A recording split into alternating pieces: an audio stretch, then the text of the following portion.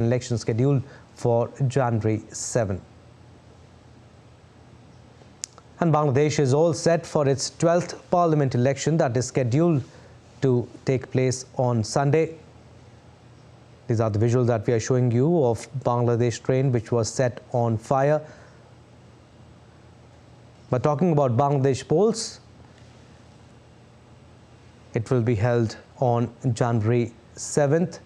The ruling party Awami League will look forward for re-election, making it their fourth term.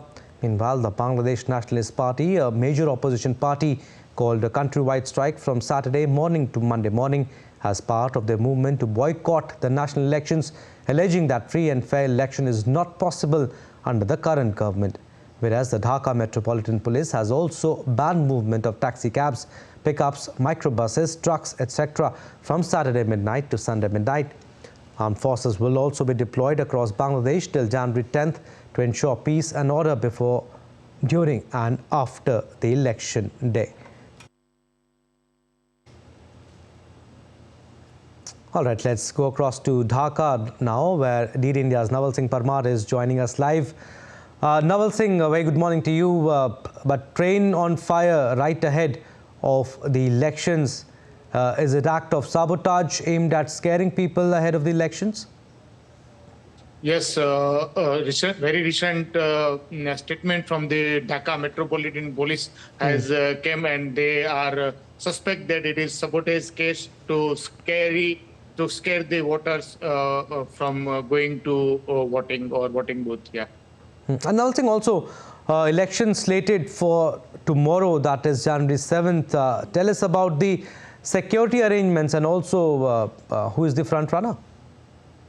Yes, there is a heavy deployment of security forces across the country. Apart from Border Guard Bangladesh, Armed Police and Rapid Action Battalion, there is deployment of armed forces across the country in almost all the 64 districts of the Bangladesh, and they will be stationed at the strategic location or the nodal point from where, if it is required, then they can be moved rapidly to assist the local authorities and the election commission. And Navalsang, also a bit of analysis here. What impact you think will Bangladesh elections will have on India? What does this mean for India, the electoral outcomes?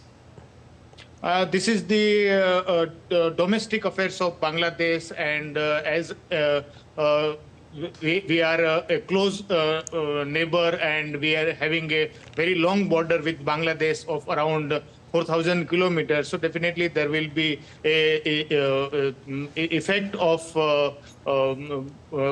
whatever happening in Bangladesh. But this is the domestic affairs of Bangladesh. Whoever comes on power, it depends on the people of Bangladesh to whom they choose. Right, Navalsang, last question before we leave you. Tell us about the economic success under Sheikh Hasina's leadership since 2009. And according to the stats, it is, if I'm not wrong, one of the fastest growing economies. Yes, as stated by the government source from Bangladesh, that it is one of the fastest growing economy in South Asia, and at the same time they are doing pretty much to develop infrastructure in the country. As you know that the country is having a scarce land resource, and they are having 18 crores of population. So they need to do something more in the field of infrastructure and to provide employment, and at the same time they need to do much to create a job as well as to curtail the inflation, because inflation is running very high in Bangladesh nowadays.